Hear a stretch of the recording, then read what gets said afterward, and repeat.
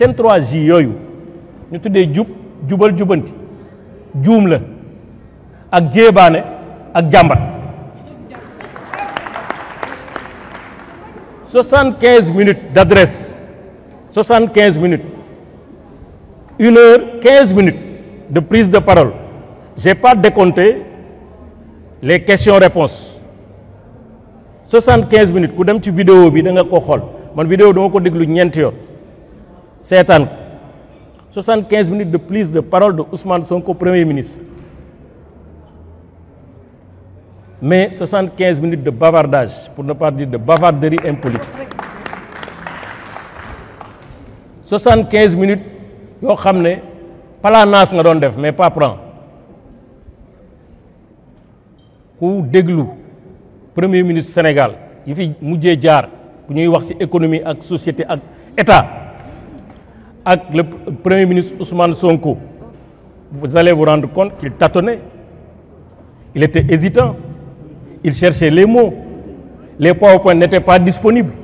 ce plan est simplement aérien comme l'exposé du plan il n'existe nulle part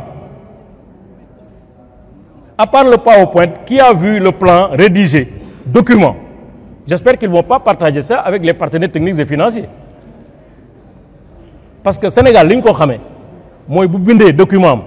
par les experts sénégalais qui sont au ministère des Finances les fonctionnaires qui sont au ministère de l'économie que je connais parmi certains je les connais je les ai pratiqués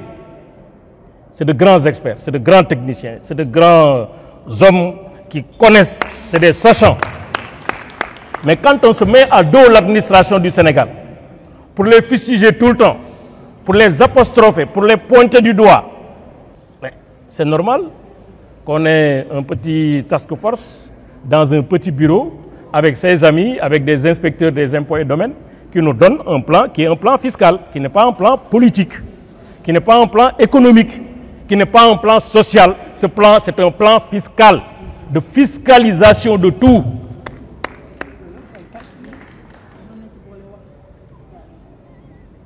kon plan bi moom moo àtte boppam parce que PowerPoint moo am doo dem site ministère des finances ba fekk fa plan bi doo dem ministre site économie fekk fa plan bi site bi sax ñoo amuñu site le site est en pour vous dire que j'ai recherché doo dem primature fekk fi plan ba